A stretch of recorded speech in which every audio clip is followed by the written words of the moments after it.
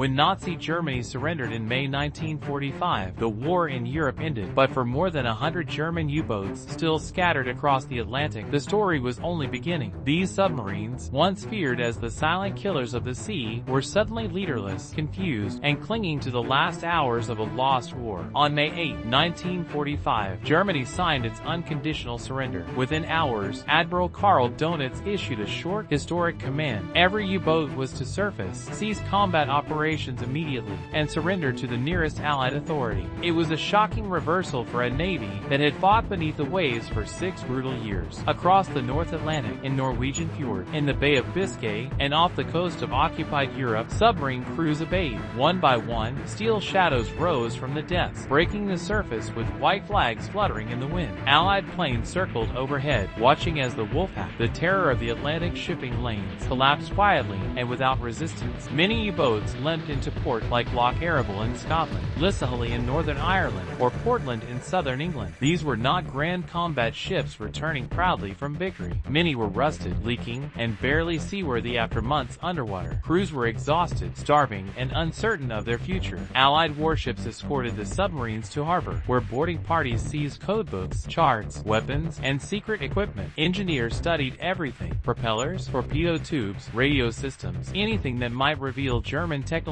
secrets. But now the Allies faced a massive problem. By the end of 1945, more than 150 surrendered U-boats were clogging ports across Britain and Norway. Storing them was impossible, maintaining them was expensive, and leaving them intact posed a strategic threat in the early days of the Cold War. The solution was something the world had never seen before: Operation Deadlight, a systematic plan to tow the German submarine fleet out into the Atlantic and sink them, deliberately, one by one. Beginning in November 1945, Royal Navy tugs hauled groups of U-boats into the open ocean, but many submarines were already in terrible condition. Some had broken ballast tanks, others had been sabotaged by their own crews. A few were so fragile that winter storms snapped their towlines and sent them sinking before they ever reached the scuttling zones. Of the 116 U-boats assigned to Operation Deadlight, more than a third sank before reaching their final destination. For those that survived the journey, their end was swift. British destroyers opened fire. Aircraft launched rockets. Explosive charges were set inside hulls. Crewmen watched as the boats that had once terrorized the Atlantic slipped beneath the waves one final time. Among them was U-2336, the last U-boat to sink Allied ships during the war. Its fate was sealed in the cold Atlantic in early 1946. Another, U-295, followed the same path. The final submarine destroyed under Operation Deadlight was U-2511, a rare and advanced type XXI. Its sinking on February 7, 1946 symbolized the true end of the Kriegsmarine's undersea empire. But not every U-boat was destroyed. The Allies were deeply interested in the new Type XXI and Type XEI submarines, revolutionary designs that could travel faster underwater than on the surface. These submarines represented the future of naval warfare, and everyone understood it. The British,